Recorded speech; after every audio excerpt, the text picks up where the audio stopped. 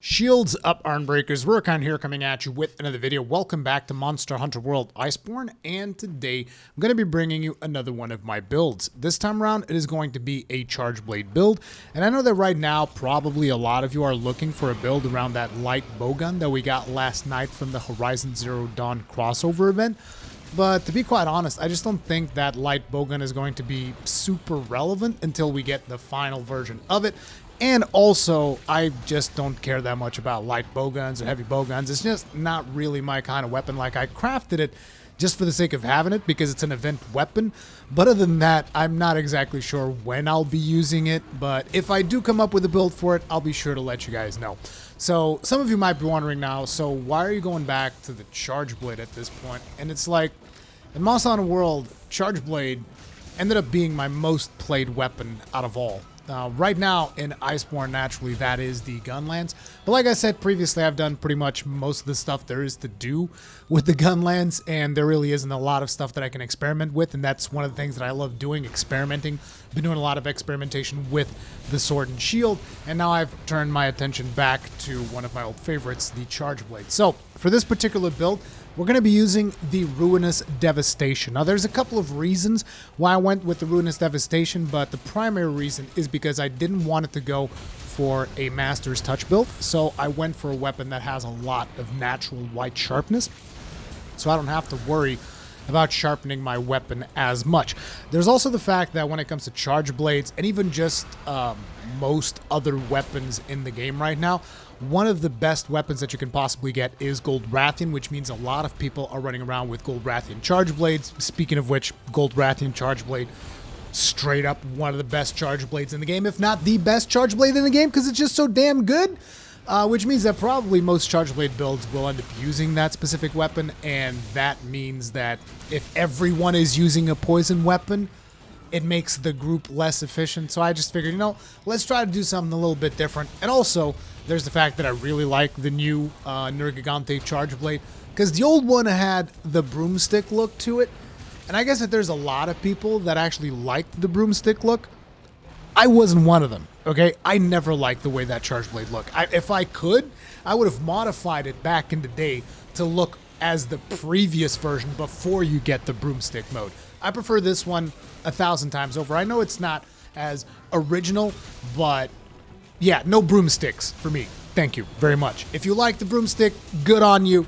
Not for me. Anyway, naturally beyond that, we have a lot of raw damage, which makes it really good. We got some dragon damage, which is not going to be optimal against every single monster, but we also get Elder Seal High, which, as you guys know, is something that I like.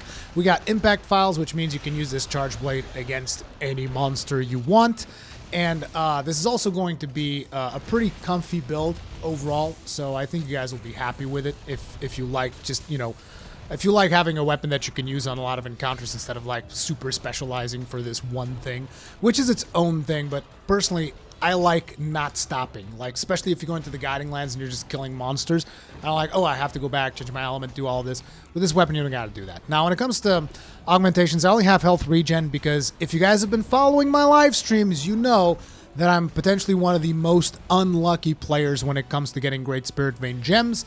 So I haven't had an opportunity to really upgrade the Ruinous Devastation all the way because I spent all of my Great Spirit Vein gems augmenting my gun lances and a couple of sword and shields and so on and so forth, and I haven't had a chance to really do it for my Charge Blades. So I gotta go grind some more Great Spirit Vein gems. But anyway, the other augmentation that I would put on here would be an affinity augmentation naturally, which would raise our affinity to like 50% before weakness exploit, which is pretty damn sweet in my opinion. Anyway, when it comes down to the decorations as well as the armor pieces, on the Ruinous Devastation itself, we're going to be putting an artillery deco because naturally we're going to max out artillery for the Impact Phials damage.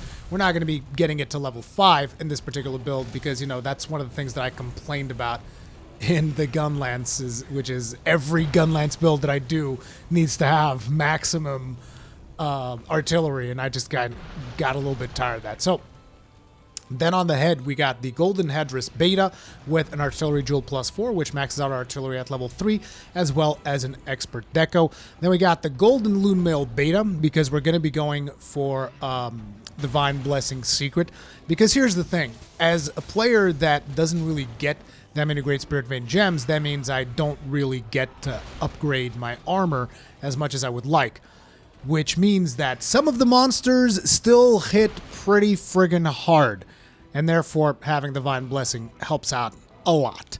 And in that Golden Loon Mill, we're going to be going for Charger Vitality Jewel 4, as well as a Magazine Jewel 2, and an Expert Jewel 1. Then we got the Kaiser Van Brace's Beta, which is one of the best defensive gloves right now. And then we go for another Charger Vitality Jewel, as well as another Challenger Jewel. We got the Golden Loon Coil Beta with an Iron Wall Expert Deco.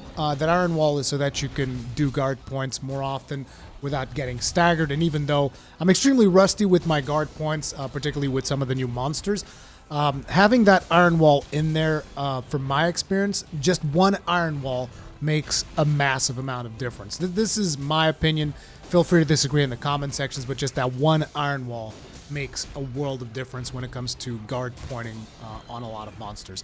Then we got the Critical Jewel, and then we got, naturally, surprising absolutely no one, Garuga Greaves Beta with an Expert Jewel plus 4 and 2 more Critical Jewels, maxing out our critical boost.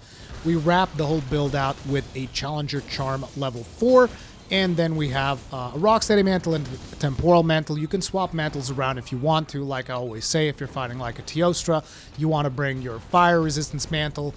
If you're fighting maybe an Amiel, you might want to bring your Water Mantle. You know, if you're fighting a Karen, bring a Thunder Mantle.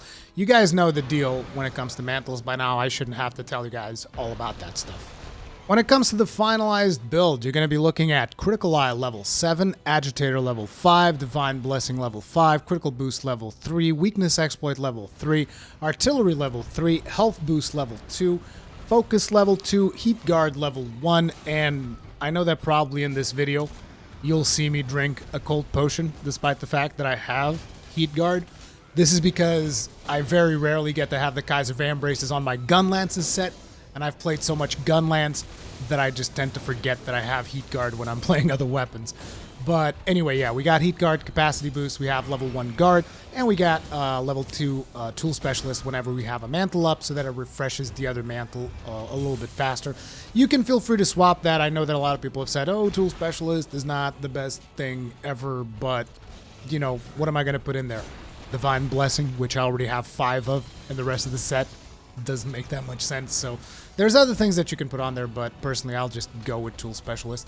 And then naturally we have the set bonus Divine Blessing Secret, which is what enables us to have Divine Blessing level 5. And again, like I said, you know, if you're amazing at Charge Blade and you can play the game flawlessly without ever getting hit, then sure, you don't need Divine Blessing. Hell, you don't even need Health Boost.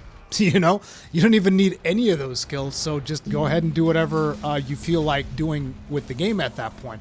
But in my case, which is I'm not the best Charge Blade player in the world, and I take some hits, and due to the fact that I can't augment my armor because, quite simply, Great Spirit Vein gems might as well not exist, I'm kind of stuck using Divine Blessing until I can farm some more of those sweet Great Spirit Vein gems and upgrade a couple more of my armor sets. Now, a couple of notes is I really wanted to put Focus level 3 because it does make a difference. I really like having Focus level 3 when I'm playing Charge Blade. And just yesterday, I was practicing some Charge Blade stuff. You guys can see that in the live stream that I did yesterday for the crossover event. And I tried playing it without Focus, and then I played it with Focus, and I'm like, dude, it's like having friggin' attack speed on a Charge Blade. It's literally attack speed.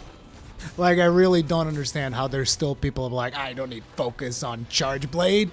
But again, and here's the thing, if you really need the Focus, you can sacrifice some of the damage for it if you want to. You can get rid of one of those critical decos and put in a Charger Jewel, and you can max out your Focus if you want to. If you want to have maximum health boost, you can get rid of 10% affinity for it. I probably wouldn't do it, but, you know, there is a little bit of wiggle room in this particular build where you can change a couple of things around if you really want to and still have a functional build. But for my playstyle, this is going to be the build that I'm going to be using for generic usage. I'm still trying to optimize different elemental builds for the Charge Blade. I haven't really made up my mind on what I want to do. I know that the meta most effective thing to do is the 4-piece Silver Rathalos when it comes to Elemental. But I just don't like making all of my weapons around that. So I still want to do something different. I'm also not sure that I want to keep going the route that I was going with 2-piece Namiel and 2-piece, what was it, Velcana, that I had in my previous Elemental Charge Blade sets. I'm trying to think up something different, something new. If I eventually come up with it, I'll let you guys know. But for now, this is like my general all-purpose Charge Blade build. Let me know what you guys think about it in the comment section down below. Thank you all very much for watching this video. If you enjoyed it, hit it up with a like. If you did not enjoy it, hit it up with a dislike. Feedback, as always, is extremely welcome and important. And if you guys enjoyed my content, subscribe, hit the bell notification icon, the usual stuff. I'll see you guys on the next one. Stay strong, and may your shields never break.